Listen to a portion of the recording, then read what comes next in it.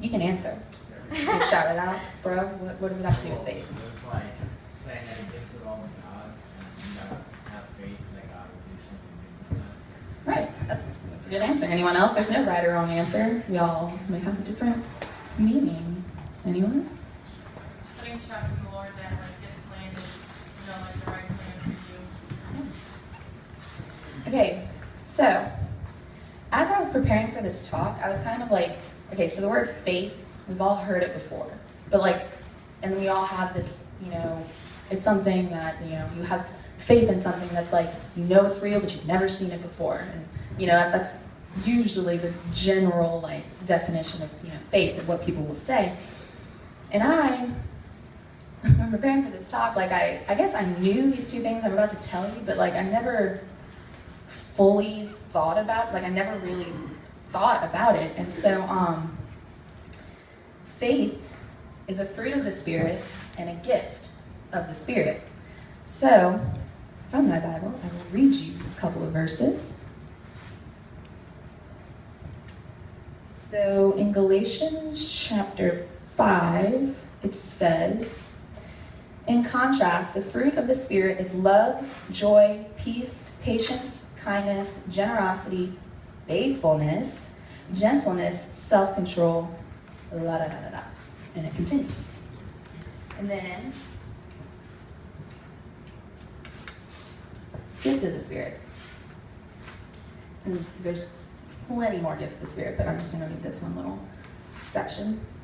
To each individual, the manifestation of the Spirit is given for some benefit.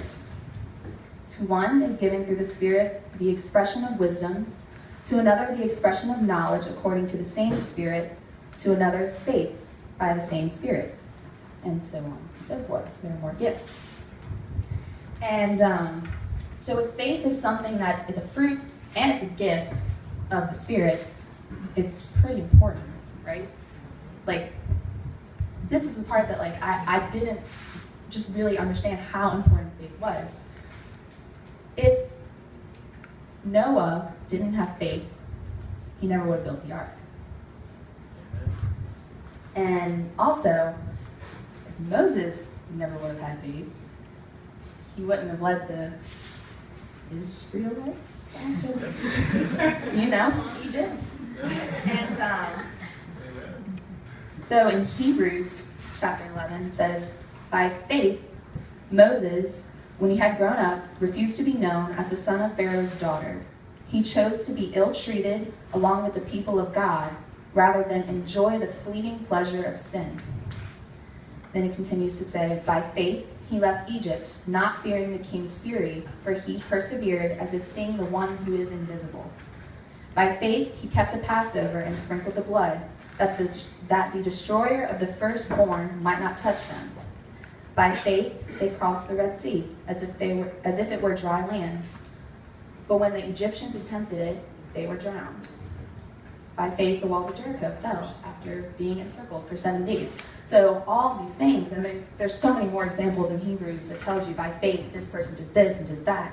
And there's just so many different examples. If they never would have had faith, those things wouldn't have happened. Without faith, how do we truly believe that Jesus Christ is present in the Eucharist during Mass? Because you don't physically see Jesus standing there in front of you. So we have that faith. And I want to share with y'all a little personal testimony. So when I got to college, I'm currently a freshman at ULL, and almost done with my freshman year. Sophomore. Okay, so moving on to greater things. And so college, it's great. Not gonna lie, I think it's better than high school, but it's doesn't mean it's less stressful. In fact, it's probably more stressful. In fact, for me anyway. And so, a couple months into the first semester, I already changed my major. I was doing interior design, and then I switched to psychology. So I realized design wasn't for me. Kudos to Casey, because he's all original and can do all that stuff, and I'm like, I can't do this. So I went to our priest on camp and I started talking with him, and we were like, okay, psychology, that seems like something like you could do, whatever. So I switched my major and I started freaking out because I was like, okay, what if I have to switch schools? What if LSU's better for this? What if Southeastern's better for this? I was like, I can't leave ULL. I made so many great friends. Like, I'm having such a good time here. I can't leave ULL because I feel like this is where I belong. And then psychology, I've never taken a psychology class before in my life. So I was like, what if I don't like psychology? If I do like psychology, what am I going to do with it? Like, the only exposure I had to psychology was from a TV show on Netflix called Alchemy. It's my favorite show. It was great. I've watched every episode from every season like 3 times. So that was the only exposure I had to psychology. So I was stressing about that, my major, what I want to do with my life, which is crazy because most of the adults in here still don't really know what they want to do with their life. Am I right? Right? Yeah. So, and I'm only 18, so I'm as old as some of the seniors in here. But, and so I was stressing about that, stressing about, like, money is always an issue, and then, you know, family, friends, and just things in general, stressing. And I found myself in adoration one night. So, attached to the church that's on campus is a coffee shop. And I'm sitting in there with my friend. We see someone walk out of the church, and we're like, oh, hey, like, what's going on in the church? And they're like, oh, there's adoration. So my friend looks at me, and he's like, hey, do you want to go in adoration? And I'm like, no, really, like, it's fine. Like, I don't need to go. Like, I'm good. I don't need it. And he was like, well, let me make that decision for you. And he grabbed my phone off the table and walked into the church. And I was like, okay, well, I can't go back to my dorm because he has my phone. So, I mean, I guess I should walk in. And, you know, he was making me feel guilty because I was, like, sitting in the coffee shop doing nothing. Well, I could be in there praying. So I was like, all right, let me just walk in there. Walked in there, sat in the very back. I didn't pray anything. I just sat there. Like, I didn't, because I felt like, I was like, I'm good. I don't need it, you know? And so I see him get up. He sees me in the back. He's like, all right, here's your phone. Returns it to me. He walks out. I was like, all right, I'll just sit here for another like minute or two, make it really seem like I want to be here. And then I get out, walk out, and I see him going to walk back into the church. I'm like, what are you doing? And he was like, oh, I'm going back in. I just had to take a bathroom break. And I was like, oh, well, I'm going to go back to my dorm. He's like, no, you should go back in. And I was like, no, really, like, I don't need it. I'm fine. He's like, well, I'm going back in. So he made me feel guilty. I went back in, but this time I had my Bible with me. I like to have my Bible with me during adoration because it's usually a time when I feel like when Jesus really speaks to me through Scripture. That's usually what he does. And so I came across, which is now one of my favorite like verses. I was flipping through, and I was like, there are things of, like words in my Bible that are bolded. So I'll usually just flip through and find something that really catches my eye. And this one really caught my eye, so I was like, dependence on God. That's probably a good one. It's from Luke chapter 12, and it's verses 22 through 34. So it's a little lengthy, but it's absolutely necessary. So, remember, I was like worrying and stressing out about a lot of different things because life is just complicated, you know? And it says, he said to his disciples, therefore I tell you, do not worry about your life and what you will eat, or about your body and what you will wear. For life is more than food, and the body more than clothing. Notice the ravens, they do not sow or reap. They have neither storehouse nor barn, yet God feeds them.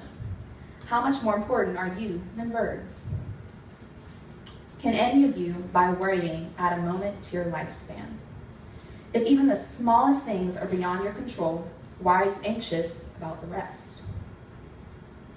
Notice how the flowers grow. They do not toil or spin. But I tell you, not even Solomon in all his splendor was dressed like one of them. If God so clothes the grass in the fields that grow today and is thrown into the oven tomorrow, will he not much more provide for you, O you of little faith? As for you, do not seek what you are to eat and what you are to drink, and do not worry anymore.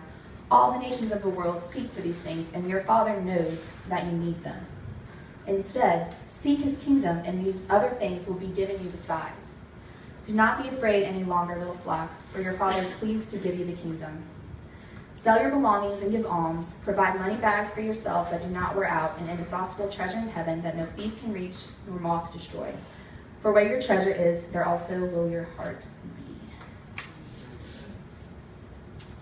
My jaw literally dropped while I was reading that.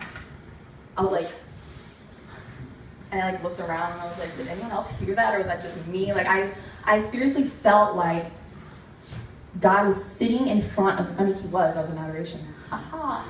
But I like felt like his face was like right in front of mine, and he was like, hello, like slapped me in the face with scripture, and was like, I've got this, stop worrying.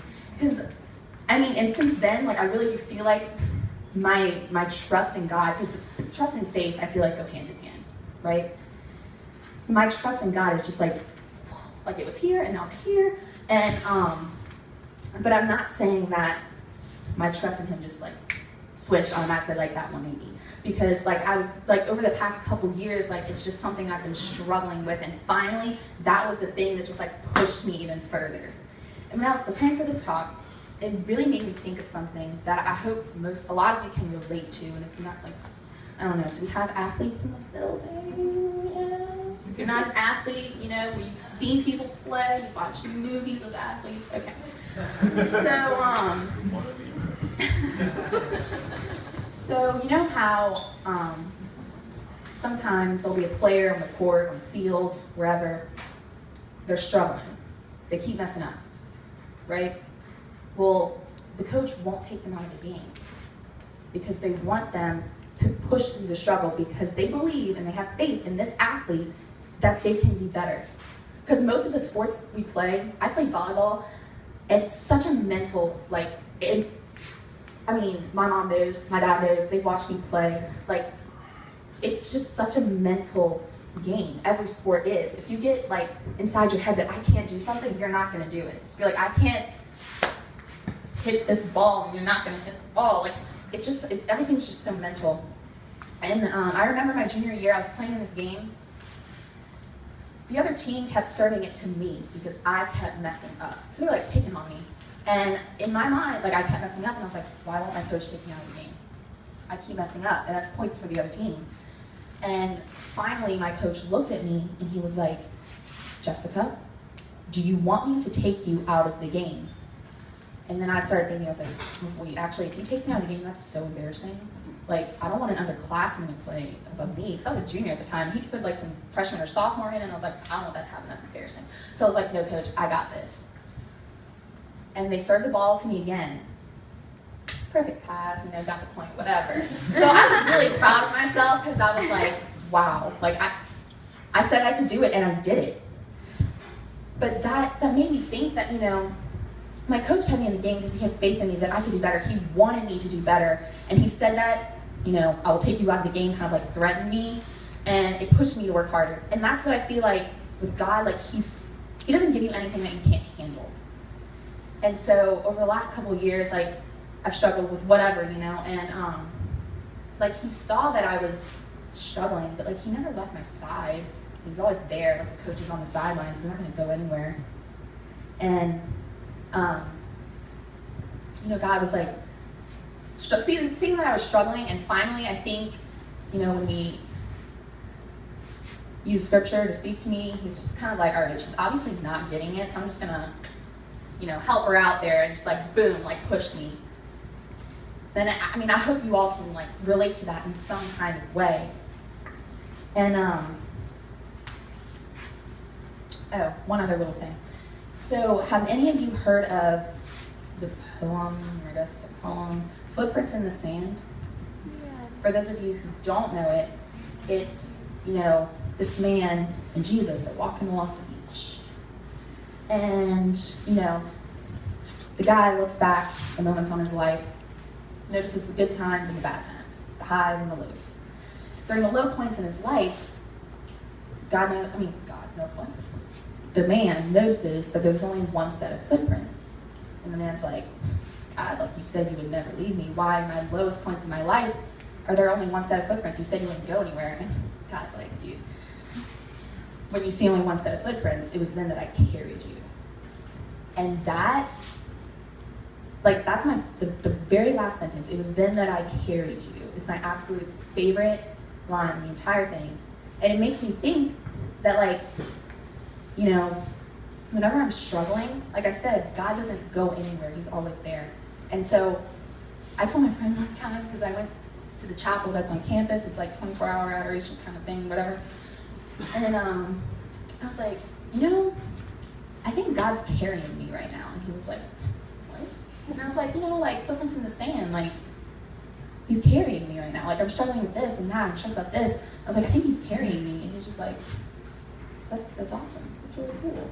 I was like, yeah, I know. So just like remember that. When you're struggling with something, he's just carrying me right now. Or like piggyback, whatever. Whatever. Okay. And so how much am I going time? Yeah. Okay. And I'm not bad at like ending things, but I'll just leave you with this cliche saying because I'm a cliche person. Ask Mary Grace. So, and y'all have all heard this a little bit before. I may not know what the future holds, but I know who holds the future. Amen. Right?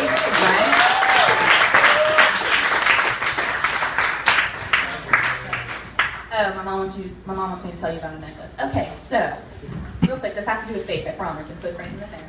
So, my great aunt, yes, my great aunt, she passed away during my first semester of college, and she, it was my mom's aunt.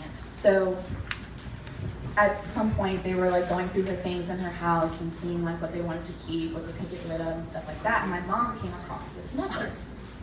And my mom texts me right after I had just told my friend, like, he's carrying me right now. My mom texts me about this necklace and she's like, hey, Aunt Marion. I didn't know her very well, guys, but I know it's kind of funny. She texted me and she's like, hey, Aunt Marion has this necklace that has to do with like footprints in the sand, and literally on it, it's like this big heart thing with like footprints on the front, and on the back it says, it was then that I carried you. And I was like, holy poop. Yes, I want it. I might not wear it all the time, I don't have it with me right now, but I keep it like right on my like bathroom mirror in the dorm, and I see it every day. And I was just like, this is so cool. It just worked out. Like, God's awesome. So now we're going to go. Okay, so now we're going to do something. So we're actually going to play the song again, and y'all are just going to listen. Yes.